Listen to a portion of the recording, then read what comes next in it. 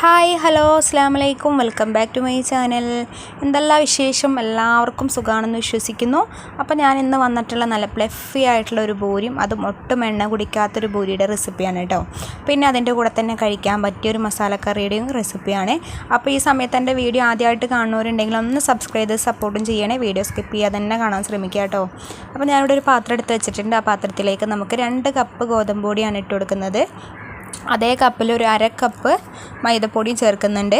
പിന്നെ 2 table spoon റവയും കൂടി കേട്ടോ. പിന്നെ ആവശ്യത്തിനുള്ള ഉപ്പ് ചേർത്ത് കൊടുക്കാം. അതിലേക്ക് കുറച്ച് ഓയിലും കൂടി ഒഴിച്ചു കൊടുക്കാം. പിന്നെ നമ്മളത് കുഴച്ചെടുക്കാനായിട്ട് ഇളം ചൂടുള്ള വെള്ളമാണ് എടുക്കുന്നത് കേട്ടോ. അപ്പോൾ തിളച്ച വെള്ളം ആവശ്യമില്ല. പച്ചവെള്ളത്തിൽ കുഴയ്ക്കുമ്പോൾ വലിയൊരു ഇതായിട്ട് കിട്ടില്ല നമുക്ക് കേട്ടോ. ഇളം ചൂടുള്ള വെള്ളത്തിൽ തന്നെ കുഴച്ചെടുക്കാൻ നോക്കാം. എന്നിട്ട് അങ്ങനെ ഞാൻ ഇപ്പോൾ ഒരു കപ്പ് വെള്ളമാണ് എടുത്തിട്ടുള്ളത്. അപ്പോൾ കുറേശ്ശെ അങ്ങോട്ട് ഒഴിച്ചിട്ട് ഞാനിതൊന്ന് കുഴച്ച് ഇവിടെ റെഡിയാക്കി വെച്ചിട്ടുണ്ട്. നല്ല സോഫ്റ്റ് ആയിട്ടുള്ള മാവാണ് കേട്ടോ. ഇനി മാവിൻ്റെ മുകളിൽ നമുക്ക് കുറച്ച് ഓയിൽ ഒന്നിങ്ങനെ സ്പ്രെഡ് ചെയ്ത് കൊടുക്കാം കേട്ടോ. എന്നിട്ട് നമുക്കിതൊന്ന് അടച്ചിട്ട് നമുക്കൊരു അരമണിക്കൂർ മാറ്റി വയ്ക്കാം. അപ്പോൾ ആ നേരം കൊണ്ട് നമുക്ക് ഉരുളക്കിഴങ്ങ് മസാല റെഡിയാക്കി എടുക്കാം.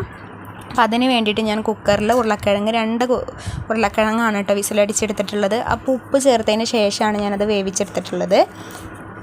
തൊലി കളഞ്ഞിട്ട് നമുക്ക് വേവിച്ചെടുക്കാം. തൊലി ഇട്ടിട്ടായാലും നമ്മൾ വേവിച്ചെടുക്കുമ്പോൾ ഒന്ന് കഴുകിയതിന് ശേഷം ഒന്ന് കുക്കറിലിട്ട് വേവിച്ചെടുത്താൽ മതി. ഞാനത് തൊലി കളഞ്ഞിട്ടാണ് കേട്ടോ കുക്കറിലിട്ടിട്ട് അടിച്ചെടുത്തിട്ടുള്ളത്. അപ്പോൾ നല്ലപോലെ തന്നെ വെന്ത് വന്നിട്ടുണ്ട്. പിന്നെ നമ്മുടെ കയ്യിൽ ഫോർക്കൊക്കെ ഉണ്ടെങ്കിൽ ഫോർക്ക് കൊണ്ട് ഉടച്ചെടുക്കാം കേട്ടോ. അപ്പോൾ എൻ്റെ കയ്യിൽ ഫോർക്ക് തപ്പിയിട്ട് ഇവിടെ ഒന്നും കാണാനില്ല. അപ്പോൾ ഞാൻ ഈ ഒരു വിസ്ക് വെച്ചിട്ടാണ് ഇതൊന്ന് ഉടച്ചെടുക്കുന്നത്. അപ്പോൾ അത് നല്ല രീതിയിൽ തന്നെ ഒന്ന് ഉടച്ചെടുത്തിട്ടുണ്ട്. അപ്പോൾ അധികം അങ്ങോട്ട് ഫുള്ളായിട്ട് അങ്ങോട്ട് ഉടഞ്ഞു പോകുക. ചെറിയതായി കാണുന്ന രീതിയിൽ ചെറിയ പീസൊക്കെ വേണം കേട്ടോ. അപ്പോൾ അതവിടെ മാറ്റി വയ്ക്കാം. പിന്നെ ഞാൻ ചട്ടിയിലാണ് റെഡിയാക്കി എടുക്കുന്നത്. അതിന് വേണ്ടി ചട്ടി ഒന്ന് ചൂടായതിൻ്റെ ശേഷം അതിലേക്ക് ഞാൻ വെളിച്ചെണ്ണ ഒഴിച്ചു കൊടുക്കുന്നുണ്ട് 2 ടേബിൾ സ്പൂൺ. പിന്നെ ഇതിലേക്ക് 1/4 ടീസ്പൂൺ കടുക് ചേർത്ത് കൊടുക്കാം. ആ കടുകൊന്ന് പൊട്ടി വരുമ്പോൾ നമ്മുടെ കയ്യിൽ കടലപ്പരിപ്പ് ഉണ്ടെങ്കിൽ കടലപ്പരിപ്പ് ചേർത്ത് കൊടുക്കാം കേട്ടോ. എൻ്റെ കയ്യിൽ കടലപ്പരിപ്പില്ല. അപ്പോൾ ഞാനിപ്പോൾ ഉഴുന്ന് പരിപ്പ് മാത്രമാണ് കേട്ടോ. അപ്പോൾ ഉഴുന്ന് പരിപ്പും കടലപ്പരിപ്പും രണ്ടും ചേർത്ത് കൊടുക്കണം. നല്ല ടേസ്റ്റാണ് കേട്ടോ അതിങ്ങനെ കടിക്കുമ്പോൾ. നമ്മൾ കടയിലൊക്കെ പോകുമ്പോൾ അതേപോലെ കഴിക്കാറില്ലേ, അതുപോലെ തന്നെയാണ് കേട്ടോ. പിന്നെ ഇതിലേക്ക് ഒരു ചെറിയ പീസ് ഇഞ്ചിയും ഒരു 2 അല്ലി വെളുത്തുള്ളിയും കൂടി ഒന്ന് ചെറുതായിട്ട് അരിഞ്ഞതാണ് കേട്ടോ. അതും കൂടി ചേർത്ത് കൊടുക്കുന്നുണ്ട്. പിന്നെ 2 വറ്റൽമുളകും കുറച്ച് കറിവേപ്പിലയും. ഇനി ഇതൊക്കെ ഒന്ന് വാട്ടിയതിന് ശേഷം ഞാൻ ഇതിലേക്ക് ഒരു സബോള, വലിയ സബോളയാണ് കേട്ടോ, അതൊന്ന് ഇതേപോലെ ചെറുതായിട്ടൊന്ന് അരിഞ്ഞെടുത്തിട്ട് അതും കൂടി ചേർത്ത് കൊടുക്കുന്നുണ്ട്. ഇനി നല്ല പോലെ തന്നെ ഇത് വഴറ്റിയെടുക്കാം കേട്ടോ. അപ്പോൾ ഈ സമയത്ത് ഉപ്പ് ചേർക്കണമെങ്കിൽ ചേർക്കാം. ഞാൻ ഉരുളക്കിഴങ്ങിൽ ചേർത്ത കാരണം ചേർക്കുന്നില്ല കേട്ടോ. പിന്നെ ഇതിലേക്ക് 2 പച്ചമുളക് ചേർത്ത് കൊടുക്കുന്നുണ്ട്. അപ്പോൾ എരിവിന് ആവശ്യത്തിനനുസരിച്ച് നമുക്ക് എണ്ണം കൂട്ടണം എന്നുണ്ടെങ്കിൽ കൂട്ടാം. അത് അത്യാവശ്യം എരിവുള്ള കാരണം 2 പച്ചമുളക് ചേർത്തിട്ടുള്ളൂ. പിന്നെ ഇതിലേക്ക് ആവശ്യത്തിനുള്ള മഞ്ഞൾപ്പൊടി, ഒരു 1/4 ടീസ്പൂൺ മഞ്ഞൾപ്പൊടി ചേർത്ത് കൊടുക്കുന്നുണ്ട് കേട്ടോ. എന്നിട്ട് നല്ലപോലെ നമുക്ക് ഈ മഞ്ഞൾപ്പൊടിയുടെ ഒക്കെ പച്ചമണം മാറുന്ന വരെ നമുക്കൊന്ന് വഴറ്റിയെടുക്കാം. പിന്നെ അതിലേക്ക് ഗ്രേവി ഒന്ന് കട്ടിയാകാൻ വേണ്ടിയിട്ട് ഞാൻ ഒരു ടീസ്പൂൺ കടലമാവാണ് എടുത്തിട്ടുള്ളത് കേട്ടോ. അത് ഇതേപോലെ കുറച്ച് വെള്ളം ഒഴിച്ചിട്ട് നല്ലപോലെ കട്ടയൊക്കെ ഒന്ന് ഉടച്ചെടുത്തതിന് ശേഷം ഈ ഗ്രേവിയിലേക്ക് ഒഴിച്ചു കൊടുക്കുന്നുണ്ട്. ഇത് നമുക്ക് നല്ല പോലെ ഇതൊന്ന് വാട്ടിയെടുക്കാം. അപ്പോൾ ആ കടലമാവിൻ്റെയൊക്കെ ഒന്ന് പച്ചക്കുത്ത് പോകുന്ന വരെ കേട്ടോ. പിന്നെ അതിലേക്ക് ആവശ്യത്തിനുള്ള വെള്ളം ചേർത്ത് കൊടുക്കാം. അങ്ങനെ ഇപ്പോൾ ഞാൻ കുറച്ച് വെള്ളം ഒന്ന് ചേർത്ത് കൊടുത്തിട്ടുണ്ട്. ഇനി ഇതിലേക്ക് നമുക്ക് ആവശ്യത്തിനുള്ള ഉപ്പൊന്ന് ചേർത്ത് കൊടുക്കാം. ഈ സമയത്ത് നമ്മൾ എന്തായാലും ഉപ്പ് ചേർക്കണം കേട്ടോ. ഉരുളക്കിഴങ്ങിൽ വേവിച്ചു എന്ന് പറഞ്ഞിട്ട് കാര്യമില്ല, നമ്മൾ ഗ്രേവിയിലേക്കുള്ള ഉപ്പാണ് കേട്ടോ ചേർത്ത് കൊടുക്കുന്നത്. പിന്നെ നമ്മൾ നേരത്തെ ഉടച്ച് വെച്ചിട്ടുണ്ടായിരുന്ന ഉരുളക്കിഴങ്ങും കൂടി ഇതിലേക്ക് ചേർത്ത് കൊടുക്കുന്നുണ്ട്. ഇനി നല്ലപോലെ ഈ ഉരുളക്കിഴങ്ങൊക്കെ കൂടി കൊണ്ട് മിക്സ് ചെയ്തെടുക്കാം. നല്ലപോലെ ഒന്ന് മിക്സ് ചെയ്തതിന് ശേഷം നമുക്കിതിൽ ഉപ്പൊക്കെ ഒന്ന് ആവശ്യത്തിനുണ്ടോ നോക്കാം. ഉപ്പ് കുറവാണെങ്കിൽ ഉപ്പ് ചേർത്ത് കൊടുക്കാം. അങ്ങനെ നല്ലപോലെ ഒന്ന് മിക്സ് ചെയ്തിട്ടുണ്ട്. ഇനി നല്ലതായിട്ട് നമുക്കിതൊന്ന് തിളപ്പിച്ചെടുക്കാം.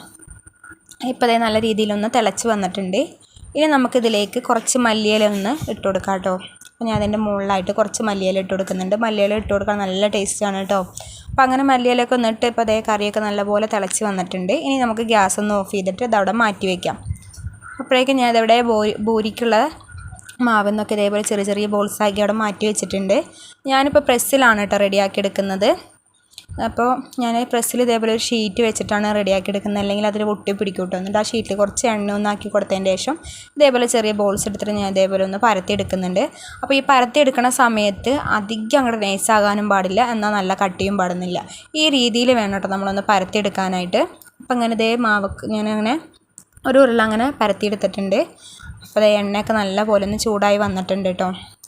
അപ്പോൾ എണ്ണ ചൂടായതിൻ്റെ ശേഷം നമ്മൾ തീ ഒന്ന് ചെറുതായിട്ടൊന്ന് കുറച്ച് കൊടുക്കുക. എന്നാൽ ഫുള്ളായിട്ട് അങ്ങോട്ട് സിമ്മിലാക്കാനും പാടില്ല കേട്ടോ.